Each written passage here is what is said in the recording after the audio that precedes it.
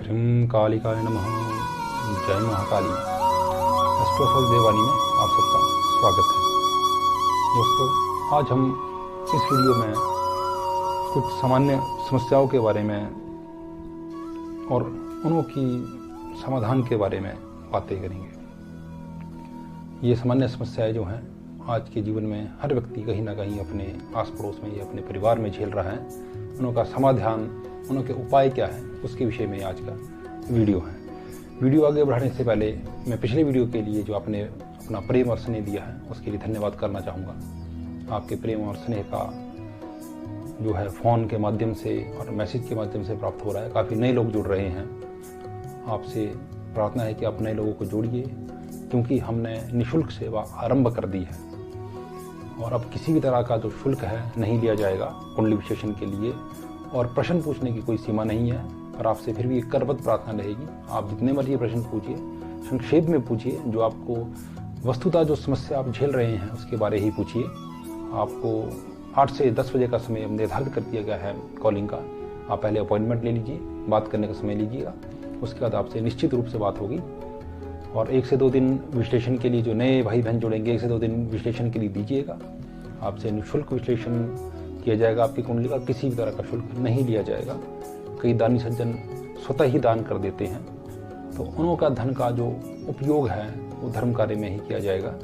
अभी आने वाले समय में अगले 1-2 हफ्ते, 1 सप्ताह के अंदर हम एक हवन करना जाएंगे, उसका भी आपको संदेश चला जाएगा। जो भाई बहन वो हवन में अपना समस्या हेतु निदान चाहते हैं, वो कृपा अपना नाम, अपना गोत्र हमको भेज दें।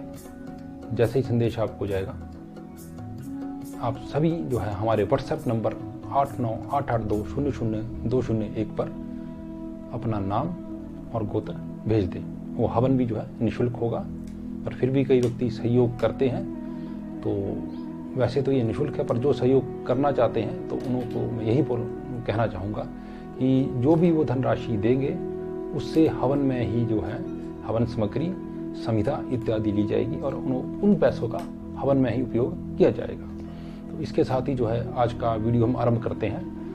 हमारी जो सामान्य समस्याएं हैं उसके विषय में हम बातें करते हैं। देखिए मित्रों, आज के जीवन में कुछ प्रत्येक व्यक्ति की सामान्य समस्याएं नौकरी संबंधी, विवाह संबंधी, ऋण संबंधी, कलह कलेश संबंधी, रोग संबंधी ये है। अब व्यक्ति कहाँ कहाँ नहीं जाता है जब परेशानी में होता है। कई जगह उसको समस्या के नाम पर लूट लिया जाता है, कई जगह उपाय के नाम पर क्या क्या करवाया जाता है। तो इस सब से आप बचे रहें, आप खुद वो उपाय करें ताकि आपको खुद लाभ हो। क्योंकि जितना आप स्वयं दान देंगे या स्वयं कोई उपाय करेंगे, उतना आपको फल की प्राप्ति होगी। और दूसरा मैं ये भी कहना चाहूँगा कि आप कम से कम 21 दिन उपाय करें, निष्ठा के साथ करें, तभी आपको फल मिलेगा। और जो उपाय आपको बताए जाते हैं उस उपाय के दौरान अगर किसी के साथ आप धोखाधड़ी करते हैं, किसी का नुकसान करते हैं, तो उपाय आप पर फलीभूत नहीं होंगे। अब मान लीजिए कोई हमको फ़ोन करके बोलता है कि मेरा पैसा कहीं फंस गया है, पर स्वयं उसने किसी का धोखा किया होगा, तो आप मान के चलिए जीवन भर उसका वो पैसा नहीं आएगा। आप कोई विश्लेषण कराते, उपाय करते हैं, तो पहले आप अपने मन को टटोलिए कि आपने कहीं किसी के साथ जीवन में धोखा तो नहीं किया, किसी की ठगी नहीं की, तभी आपको उपाय सफल होंगे। और 21 दिन निष्ठा और आस्था के साथ करिएगा। तो सर्वप्रथम पहली समस्या आज की लेते हैं हम। सबसे बड़ी समस्या आज के जीवन में युवा भाई बहनों की होती है विवाह नहीं हो रहा, विवाह में देरी हो रही है। ऐसे में क्या किया? ऐसे में कौन सा उपाय है जो सटीक है?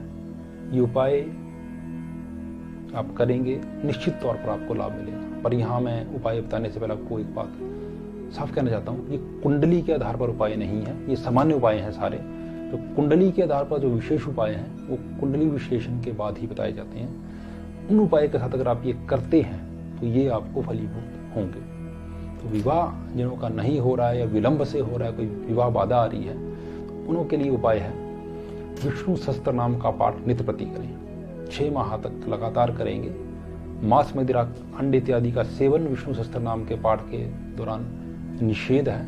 आपको इसका फल प्राप्त होगा। आपको मनोवांछित वर या मनोवांछित कन्या की प्राप्ति होगी।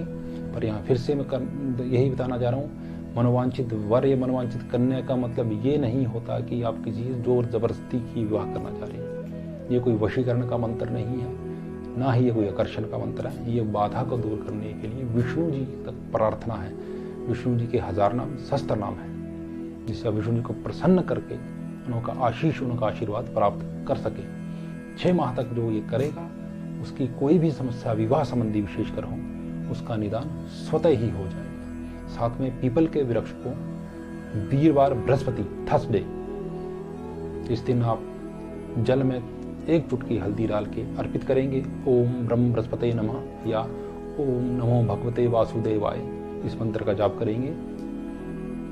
आपको 4 आप परिक्रमा करेंगे ये मंत्र जाप करते हुए पीपल की, अश्वत्थ की, और आपको जो है मनोवांछित परिणाम की प्राप्ति होगी। और जहाँ अच्छा वर, सुयोग्य वर या सुयोग्य कन्या होगी, आपको सुयोग्य वर और सुयोग्य कन्या आपके जीवन में आएगी, जिससे आपका जीवन जो है खुशहाल होगा। नंबर दूसरी समस्या पर हम चलते हैं। दूसरी सबसे बड़ी समस्या है नौकरी की। अब विवाह के विषय में हम तभी सोच सकते हैं अगर हमारे पास कोई नौकरी है, या कई भाई बहनों का विवाह हो जाता है उसके बाद भी उनकी नौकरी नहीं होती। तो ये 2 ऐसी समस्याएं हैं विवाह नौकरी जो सामान्य है। अब कई भाई बहनों की नौकरी नहीं होती, काफ़ी फ़ोन आते हैं, परेशान है कि कई वक्त से नौकरी नहीं लग रही, क्या करें। अब इसके लिए भी काफ़ी मंदिर जाते हैं, कई तो संदेश करके बोलते हैं कि हम इतने व्रत कर रहे हैं, इतने वर्षों से कोई दान कर रहे हैं या कोई ग्रह विशेष के लिए हम उपाय कर रहे हैं, पर हमको फल नहीं मिल रहा। मैं पुनः बोलूँगा, जो फल की प्राप्ति की इच्छा अगर आप पहले करेंगे तो फल मिलने में देरी होगी। निष्ठा के साथ करेंगे फल जल्दी मिलेगा। सबसे पहले आपको इसके लिए 2 उपाय करने हैं। सर्वप्रथम, जब आपको दिख रहा है, जब आपको लग रहा है कि आपके सब रास्ते बंद हो गए हैं, तो आप 5 काली मिर्च लीजिएगा। उनको तिराहे, चौराहे या किसी खुले आंगन या मैदान में जाके आपने अपनी समस्या को मन ही मन 5 बार दोहराना है और एक एक करके दाना 4 दिशा में फेंकना है। महाकाली का ध्यान करिएगा, समस्या बोलते हुए दाना फेंकिएगा। मान लीजिए आपकी नौकरी नहीं लग रही, तो मन में सोचिएगा मेरी नौकरी नहीं लग रही, महाकाली की कृपा से मेरी नौकरी लग जाए और मैं जिस दिशा में दाना फेंक रहा हूँ वो दिशा से जो है बंधन खुल जाए। ऐसा करके 4 दिशा में आप दाना फेंकेंगे। एक दाना जो आपका बचेगा वो आकाश की ओर फेंकेंगे आप। और ये उपाय करने के बाद आप अगले दिन बाजार से एक नया झाड़ू लेके आएंगे। उस झाड़ू को एक रात्रि आप अपने शयन कक्ष में रखेंगे और अगले दिन सुबह वो मंदिर में जाके आपने झाड़ू देना है। उसको पहले आप झाड़ू वहाँ लगाएंगे, रास्ता वहाँ का साफ करेंगे, वहाँ का प्रांगण साफ करेंगे। उसका उस झाड़ू को वहीं पर दान के रूप में छोड़ के आना है। जब आप ये कार्य करेंगे, एक तो आपका दिशा खुल जाएगी काली मिर्च के सहारे, और झाड़ू के जरिए जब आप वहाँ के प्रांगण में झाड़ू देंगे या रास्ते में झाड़ू देंगे, तो जब आप लोगों का रास्ता साफ कर रहे हैं, क्योंकि इस मंदिर में कई व्यक्ति आएंगे पूजा पाठ करने, तो आपने उनके रास्ते के रुकावट, जो कूड़ा या करकट है, उसको, गंदगी को साफ किया है। तो प्रभु भी ये देख के प्रसन्न होगा कि अगर आपने औरों की राह आसान की है, क्यों ना मैं इसकी राह भी आसान करूं। तो एक चमत्कारिक रूप से उपाय असर करता है ये, और ये स्वतः परीक्षित उपाय है। आप ये उपाय करिएगा और नौकरी आपको अवश्य मिलेगी। जिनको ज़्यादा देर समस्या हो गई है वो प्रतिदिन झाड़ू दिया कि ये मंदिर में, अगर मंदिर नज़दीक नहीं है तो अगर आपके घर के आगे कोई रास्ता है जहाँ पर आम रास्ता जिसको बोलते हैं, जहाँ पर आम लोग चलते हैं, वहाँ रोज झाड़ू देंगे तो आपके नौकरी के रास्ते खुलना आरंभ हो जाएंगे। दोस्तों, ये उपाय आपको स्वयं करने पड़ेंगे, क्योंकि जितना स्वयं आप करेंगे उतना ही उपाय फलीभूत होंगे। इस संसार में हम अकेले आए हैं, हमको अकेले जाना है, अपना कर्म लेके हम आए, अपना कर्म लेके ही हम जाएंगे। इसलिए उपाय एक माध्यम है आपको प्रभु से जोड़ने का। आप इन उपाय के जरिए सात्विक बनेंगे, उपाय के जरिए लोगों का कल्याण करेंगे। अब झाड़ू वाला उपाय बताया, जब आप झाड़ू देंगे तो लोगों का कल्याण हो रहा है। आप एक धार्मिक स्थल की सफाई कर रहे हैं, आपको दिए जाते हैं। तो चलते हैं अगली तीसरी समस्या, संतान संबंधित। आज के काल की सबसे बड़ी समस्या संतान नहीं होती। दिन के कई फोन, कई मैसेज आते हैं कि संतान के लिए कोई उपाय बता दीजिए, संतान नहीं हो रही। देखिए, सर्वप्रथम जब भी आपकी संतान नहीं हो रही है, सबसे पहले आपको जो है मेडिकल साइंस की शरण में जाना चाहिए, साथ में उपाय करने चाहिए। ये नहीं पोटा कि अगर आपको कोई बीमारी या रोग होगा, उपाय के जरिए सिर्फ ये हो सकता है कि आप में सकारात्मक ऊर्जा का वो प्रवाह होगा, और जो आप कोई इलाज कर रहे हैं उसको बल मिलेगा।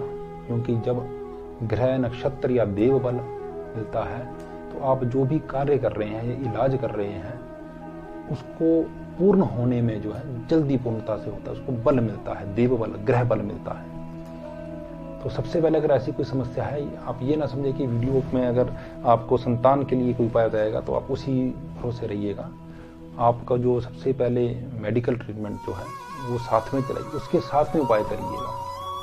संतान प्राप्ति के लिए कोई भी अगर संतान को प्राप्त करना चाहता है, लड्डू गोपाल का पूजन अनिवार्य है। आपको घर में लड्डू गोपाल को लाके उनकी सेवा संतान की तरह करनी पड़ेगी। आपको अवश्य जो है वो कृष्ण जैसी संतान की प्राप्ति होगी। वैसे ही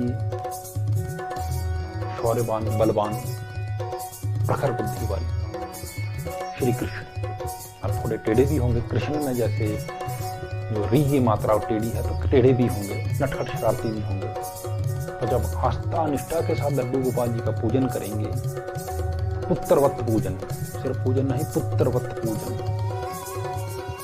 उसको पूजन भी नहीं कहेंगे, पुत्रवत प्रेम, ये बोलना चाहूंगा। जैसे संतान पुत्र की आप सेवा करते हैं, सुबह आपकी संतान होती है उसको उठाएंगे, दूध पिलाएंगे, वैसा रखिए, निष्ठा के साथ रखिए। मूर्ति पूजन, कई लोग बोलेंगे कि मूर्ति पूजन की तरफ जा रहे हैं, मूर्ति पूजन नहीं, भाव। मैंने पिछले वीडियो में भी आपको बोला था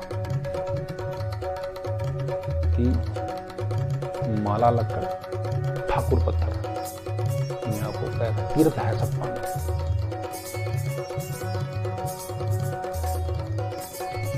भाव से हमारी मानने से होता है। मानो तो गंगा जल है, ना मानो तो बहता पानी। सभी ने आप भजन सुना होगा। मानने से हम घर में पूजन करते हैं, एक लोटे में हम आह्वान करते हैं गंगा माता, गंगा जय यमुना जय गोदावरी।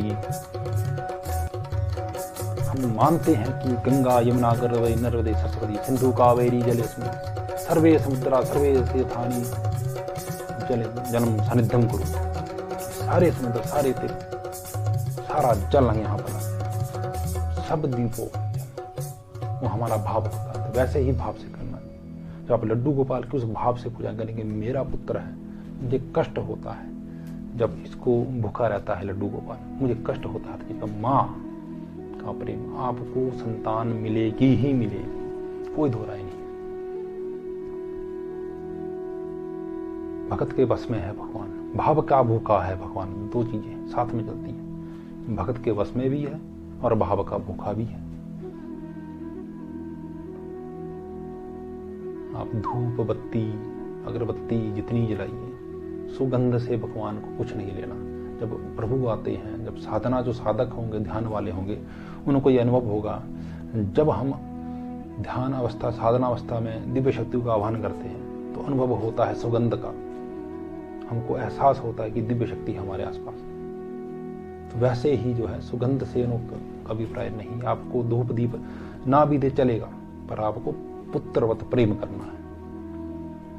ये संतान प्राप्ति की। इसके साथ तो चौथी समस्या जो है वो है ऋण संबंधी। ऋण हम लेते हैं, वापस नहीं हो पाता, या देना चाहते हैं, मन में होता है कि ऋण वापस दें, पर दे नहीं पाते। कैसे ग्रह स्थिति होती है, कुंडली अनुसार देखा जाए तो मंगल की स्थिति से भी ग्रह नहीं दे पाते, या शनि की कई बार स्थिति ऐसी होती है कि आपने ऋण ले रखा हो, बहुत लंबा चलता है। कुंडली के अनुसार अलग अलग उपाय होंगे, पर एक सटीक उपाय आपको बता रहा हूं, ऋण हरता गणेश जी की पूजा। गणेश जी को ऋण हरता रूप में आप पूजन करिए, विघ्न हरता जी के रूप में पूजन करिए। उनको गम गणपते नमः का जाप करते हुए दुर्वा अर्पित करिए। प्रतिदिन 108 बार ओम गम गणपते नमः का जाप करिए। साथ में सिंदूर लगाइएगा, सिंदूर का लेपन करिएगा। हो सके तो जो हनुमान जी को सिंदूर लगता है उस सिंदूर से प्रेम से लेपन करिएगा और प्रतिदिन उनके प्रति निष्ठा रखिएगा, आस्था के साथ कि जो भी आपने ऋण लिया है उस ऋण को वो मुक्त कर दे और रिद्धि सिद्धि के सहित घर में वास करें। ऐसी भावना से पूजा करेंगे तो चमत्कारिक रूप से जो है आपके रास्ते खुलेंगे और 1 माह के अंदर आपके जो है ऋण कम होने के संकेत आपको मिल जाएंगे। और बात वही फिर से बोल रहा हूं मैं, ये तब कार्य करेंगे जब आपका मन में छल कपट नहीं होगा। किसी का पैसा हड़प लिए और वो अगर आपसे पैसा मांग रहे हैं, आप सोच रहे कि नहीं क्षमा हो जाए, नहीं होगा। पुनः दोहरा रहा हूं मैं, जिसको भी ऋण की समस्या है गणेश जी का पूजन करिएगा, ओम गम गणपते नमः का 108 बार जाप करिए, दुर्वा कंकण उनको अर्पित करिएगा और सिंदूर का लेपन करना है आपने प्रेम से उनको।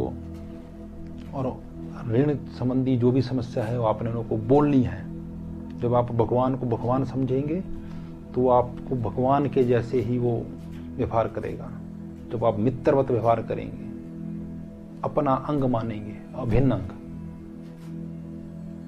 तो आपको वो भी अपना अभिन्न अंग मांगेंगे। और जब अपने किसी अभिन्न अंग को पीड़ा हो, जैसे हमको कहीं पीड़ा हो, हमारे बाजू में दर्द हो या हमारे सिर में दर्द हो, हम एकदम उसका उपचार ढूंढते, वैसे ही जब प्रभु को लगेगा कि हम उनका अभिन्न अंग है, हमको पीड़ा हो रही है, तो वो हमारी समस्या का उपचार, उसका हल ढूंढेंगे।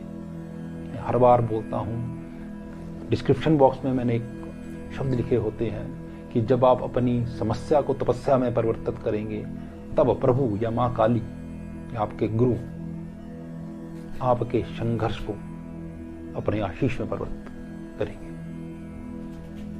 तो कहने का तात्पर्य है कि ऋण हरने के लिए आप ऋण हरता गणेश जी का आस्था के साथ पूजन करिएगा, समस्या को अपना तपस्या के रूप में परिवर्तित करके उनके श्री चरणों में अर्पित करिए, आपका अवश्य ही ऋण हरेंगे। अगली समस्या की तरफ चलते हैं। अगली समस्या जो है कोर्ट कचहरी। आए दिन हर घर में कोर्ट कचहरी, जमीन जायदाद का विवाद, पति पत्नी का विवाद, कोर्ट कचहरी। कैसे बचे कोर्ट कचहरी?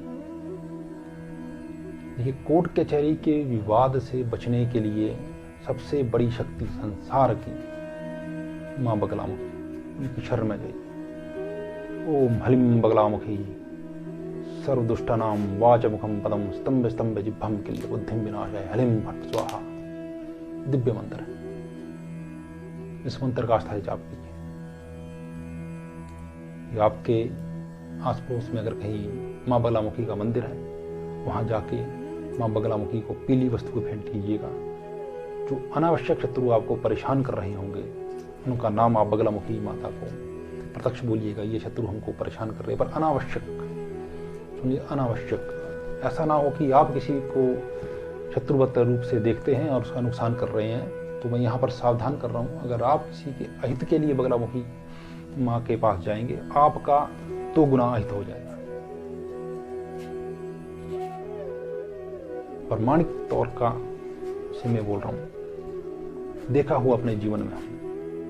अगर किसी के अहित की मंशा से आप ये जाप करें, आपका 2 गुना अहित होगा। हाँ, किसी ने आपका धन चुरा लिया है या आपकी जमीन जायदाद चुरा ली है, आपकी स्त्री पर कोई बुरी नजर रखता है, आपकी बीच कलह क्लेश उत्पन्न कर दिया, ऐसा कोई शत्रु है, तो निश्चित तौर पर बगलामुखी आपकी मदद करेगी, निश्चित तौर पर। ओम हलिम बगलामुखी सर्वदुष्टानां वाचमुखम पदम स्तंभ स्तंभ जिह्वम किल्य बुद्धिम विनाशाय हलिम फट स्वाहा। आवेश के साथ, क्रोध के साथ अग्नि आ जानी चाहिए आपके अंदर। अगर आप ऐसे मंत्र पढ़ेंगे ओम हलिम बगलामुखी सर्वदुष्टानां, नहीं, आप में उस देवी का बल ही नहीं, देवी का बल अंदर आना चाहिए। ओम हलिम बगलामुखी सर्वदुष्टानां वाचमुखम पदम स्तंभ स्तंभ जिह्वम किल्य बुद्धिम विनाशाय हलिम फट स्वाहा। क्रोध मंत्र जाप करते करते अग्नि अंदर जलनी चाहिए, तप महसूस होना चाहिए, वो आपके कार्य अवश्य हो। यानी वो आस्था है, वो क्रोध है आप में। आस्था के साथ, निष्ठा के साथ ये करिएगा, जरूर जरूर जरूर आपके जो है शत्रु, कोट कचहरी और मारण मोहन स्तंभन वशीकरण उच्चाटन विद्वेषण षटकर्म की देवी है, हर कार्य करती है। आस्था के साथ करिए, मां बगलामुखी पर विश्वास करके करिए, आपका जो है कोर्ट कचहरी का जैसा भी मामला होगा आप उससे बरी हो जाएंगे या आपके हक में आएगा। अगला है स्वास्थ्य। अगर सब सुखी है, सर संपन्न है, तो किसी का स्वास्थ्य खराब है। ये 6 नंबर की समस्या है स्वास्थ्य। हर घर में कोई ना कोई बीमार है। अब बीमारी आज की समय में जो है आम हो गई है।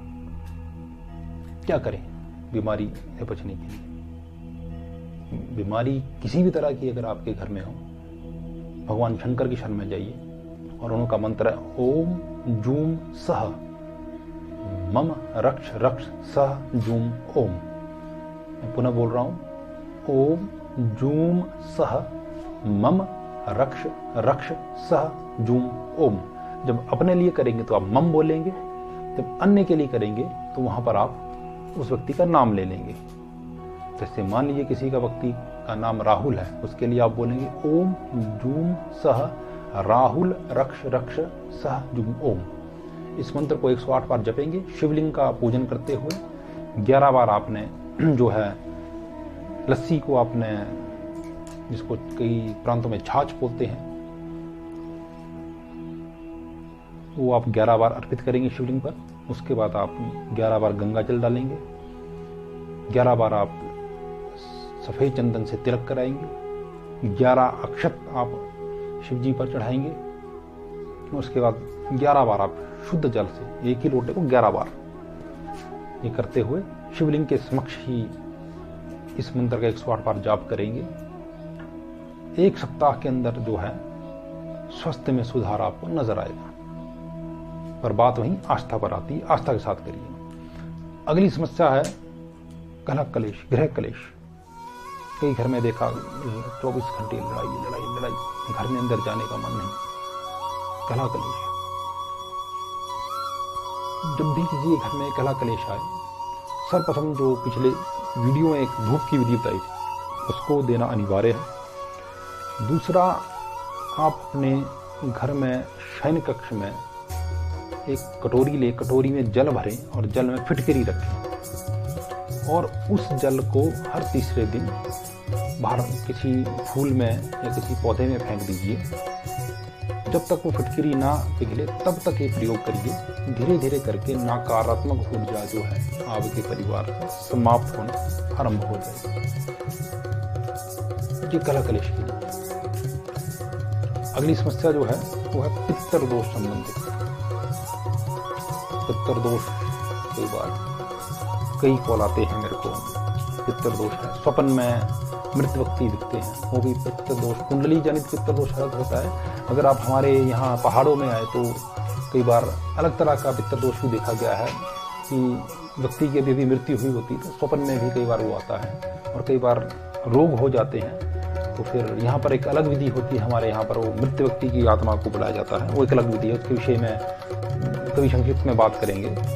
तो वो भी दोष होता है, उसमें कई बार रोग हो जाते हैं, कई बार लोगों को रात भर सोते नहीं हैं, उनको मृत व्यक्ति अपने परिवार के दिखते हैं, और कई बार कुंडली जनित भी पितृ दोष होते हैं। उनके लिए बड़ा सटीक उपाय है, आप अमावस्या के दिन, यानी अमावस्या के दिन घर में कुछ चावल उबालें, उन चावल के आपने 4 पेड़े बना देने, ठीक है, 4 पेड़े, 4 ऋतुएं होती है तो 4 पेड़े बनाने आपने, बड़े बड़े पेड़े बनाइए और उन 4 पेड़ों के साथ 1 कटोरी आपने खीर की बनानी है।